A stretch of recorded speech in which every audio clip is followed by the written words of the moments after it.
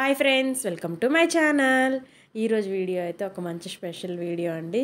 ఇది వచ్చేసి పిజ్జా అండి. ఇంకంటే పిజ్జా రౌండ్గానే ఉండాలా, ఎట్లయినా ఉండొచ్చు కదా, సో అలాగే చేసేద్దాము, వచ్చేయండి. సో దీనికి ముందుగా ఏమేం కావాలో మనం అయితే ఈ వీడియోలో చూసేద్దాము. ఇంక మొదలు పెట్టు. నాకే తెలుసు గాయ్స్, ఈరోజు మా మమ్మీ నేను పిజ్జా తయారు చేస్తాం. ఎట్లుంటుంది? మస్తు ఉంటుంది. ఓకే, ఎట్లా ఉంటుంది అని చెప్పడం ముందు మీరు గుర్తుంచుకోండి, ఋషికేష్ గేమర్ బ్రో అనేది మీకు గేమింగ్ నచ్చితే ఈ ఋషికేష్ రెడ్డి గేమింగ్ బ్రో అది నా ఛానల్, సబ్స్క్రైబ్ చేసేయండి. ఓకే, చలో పట్టా. ఫస్ట్ ఇదే కదా ఆట గోధుమ పిండి. సో ఇక్కడ వచ్చేసి ముందుగా అయితే మనం ఇదైతే ఎలాంటి ఈస్ట్ ఏమీ యూజ్ చేయకుండా జస్ట్ గోధుమ పిండిది మాత్రమే యూజ్ చేస్తున్నామండి. ఇదైతే చేసుకున్నా కూడా చాలా హెల్తీగా అయితే తినేయచ్చు. కాకపోతే ఎప్పుడో ఒకసారి చేసుకుంటాం కాబట్టి పెద్ద ప్రాబ్లం అయితే ఏముండదు. సో ముందుగా వచ్చేసి 2 కప్పులు మైదా పిండిలో 1 spoon baking powder, 1/2 spoon baking soda, 2 table స్పూన్లు నెయ్యి కూడా యాడ్ చేసేసి ఇలా బాగా కలుపుకోవాలి. ఫస్ట్ నెక్స్ట్ పిండిని మసాజ్ చేస్తే బాగా బ్రెడ్ పౌడర్ లాగా అయితే బాగా వస్తుంది కదా. ఏంటమ్మా ఏం తినట్లేదు? ఏం కాదు, చచ్చిపోరు.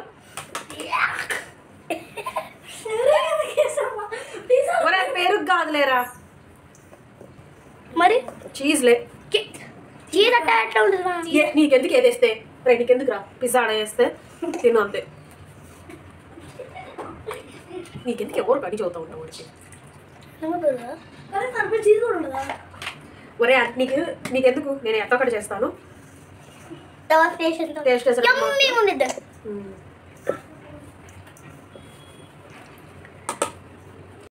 ఇంకా అది అండి, 1/2 కప్ అయితే పెరుగు కూడా యాడ్ చేసుకోవాలి. ఇంకా పెరుగు కూడా యాడ్ చేసిన తర్వాత బాగా మొత్తం అంతా మిక్స్ చేసేసుకొని మెత్తగా మరీ చపాతీ పిండిలాగా సాఫ్ట్గా కాకుండా అలానే మరీ గట్టిగా కాకుండా మీడియంగా అయితే కలుపుకొని అయితే పక్కన పెట్టేసుకోవాలి.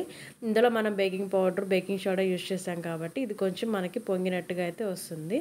సో నేను ఇట్లా చేసేసిన తర్వాత దీన్ని కొంచెం నెయ్యి అప్లై చేసేసి ఇలా పక్కన పెట్టేసి 1 గంట తర్వాత చూసారు కదా, కొంచెం అయితే పొంగినట్టు వచ్చింది పిండి. సో దానివల్ల మనకి పిజ్జా అనేది అయితే చాలా సాఫ్ట్గా అయితే వస్తుంది. ఇక సో దీనికోసం వచ్చేసి అయితే క్యాప్సికము, ఆనియన్, టమాటోనే తీసుకున్నాను నేను. మీకు నచ్చిన ఏదైనా తీసుకోవచ్చు, బ్లాక్ ఆలివ్స్ కానీ పన్నీర్ కానీ ఇట్లా ఏదైనా తీసుకోవచ్చు. ఇంక ఇప్పుడు వచ్చేసి మనకి పిజ్జా సాస్ అనేది అయితే కావాలి కదా. సో దానికోసం అయితే 2 స్పూన్లు కెచప్ అండ్ అలాగే 2 స్పూన్లు మయోనైజ్ అండ్ అలాగే కెచప్లో చిల్లీ అండ్ స్వీట్ అని చెప్పేసి ఇప్పుడు ఒకటి వస్తుంది, అది కూడా అయితే మూడింటిని బాగా మనం మిక్స్ చేసేసుకొని అందులో కొంచెం మిక్స్డ్ హెర్బ్స్ అండ్ అలాగే పిజ్జా సీజనింగ్ కూడా మిక్స్ చేసేసుకొని బాగా మిక్స్ చేసుకోవాలి. ఇప్పుడైతే మనం పిజ్జా చేసుకోవడం కోసం ముందుగా ఇలాంటి ప్లేట్స్కి అయితే ఆయిల్ అప్లై చేసుకొని పక్కన పెట్టేసుకోవాలి. మీరు తీసుకునే క్వాంటిటీ మీరు ఓవెన్లో పెట్టాలనుకుంటే ఓవెన్లో, పొయ్యి మీద పెట్టాలంటే పొయ్యి మీద అన్నట్టుగా దానికి సంబంధించిన ప్లేట్స్లో అయితే మనం స్ప్రెడ్ చేసిన తర్వాత దానికి కొన్ని బాల్స్ లాగా చేసేసుకొని మన చపాతీ ఒత్తుకున్నట్టుగా మరీ పల్చగా కాకుండా అలానే మరీ మందంగా కాకుండా కొంచెం మీడియం సైజులో మనం అయితే చపాతీ లాగా అయితే ఒత్తుకోవాలి.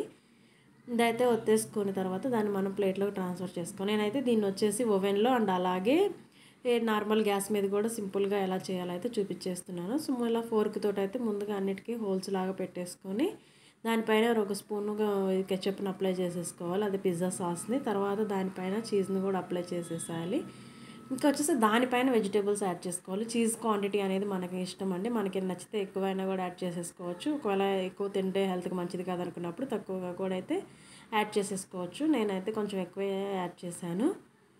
ఇంక ఇవన్నీ యాడ్ చేసిన తర్వాత పైన వచ్చేసి పిజ్జా సీజనింగ్ హెర్బ్స్ ఉంటాయి కదా, అది కూడా పిజ్జా మిక్స్ అని ఉంటుంది కదా, అవి కూడా కొంచెం వేసుకుంటే టేస్ట్ అనేది అయితే బాగుంటుంది. ఇక్కడ వచ్చేసి నేను చిల్లీ ఫ్లేక్స్ అనేది అయితే యాడ్ చేయలేదు, ఎందుకంటే ఆల్రెడీ ఆ కెచప్లో కొంచెం స్పైస్ అనేది అయితే ఉంది. సో పిల్లలు తినేది కదా అని చెప్పేసి మరీ స్పైస్ ఉంటే తిన్నారు కదా, అందుకోసమని ఇట్లా చేసేసాను.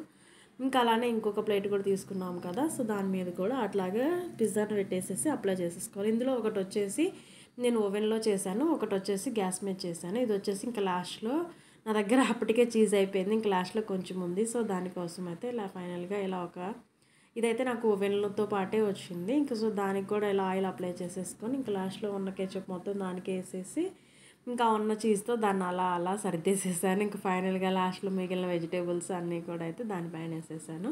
ఇంక ఇది పిజ్జా పెట్టిన తర్వాత కూడా మనకు నచ్చితే దీనిపైన కూడా ఆయిల్ కానీ నెయ్యి కానీ అయితే వేసుకోవచ్చు. నేను ఏ వంట చేసినా మ్యాక్సిమం నెయ్యి తక్కువగా నూనె తక్కువగా వాడేలాగే ట్రై చేస్తాను.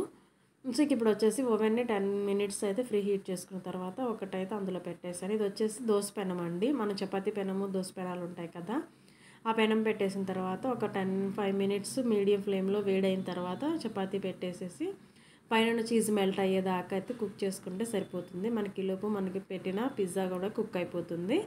ఇంకంతే చూసారు కదా, 2 పిజ్జాలు అయితే నాకైతే రెడీ అయిపోయినాయి. ఇంకా తర్వాత నెక్స్ట్ ఆ రెక్టాంగిల్ ట్రే కూడా ఉంది కదా, అది కూడా అయితే పెట్టేశాను. చూసారు కదా, అడుగును కూడా అయితే ఎక్కడ మనకేం మాడిపోకుండా చాలా నీట్గా అయితే బాగా కుక్ అయింది. బేకింగ్ పౌడర్ వేసాం కదా, సో దానివల్ల చాలా సాఫ్ట్గా కూడా అయితే ఉంది పిజ్జా. మనం మైదాతో చేసుకుంటే అంత టేస్టీగా అయితే ఉంటుందో అంతే టేస్టీగా అయితే కూడా ఉంటుంది. ఇంక ఇలా కట్ చేసేసుకొని సర్వ్ చేసేసుకోవటమే. పిజ్జాలు ఎప్పుడు మనం బయట తినాలన్నా చాలా కాస్ట్ ఎక్కువ ఉంటుంది, పైగా అయితే అంత హెల్దీ కూడా కాదు కదా. సో అలా కాకుండా ఇలా ఇంట్లో సింపుల్గా అయితే చేసేసుకోవచ్చు. చూసారు కదండి, సింపుల్గా పిజ్జా ఇంట్లో ఎలా చేసామో నేను మా పిల్లల హడావిడి. మీకు కానీ ఈ వీడియో నచ్చినట్టయితే లైక్ చేయండి. అలాగే ఇలాంటి వీడియోస్ చాలా ఉన్నాయి, మీకు కానీ నచ్చినట్టయితే చూసి నా ఛానల్ని అయితే సబ్స్క్రైబ్ చేసుకోండి. Thank you.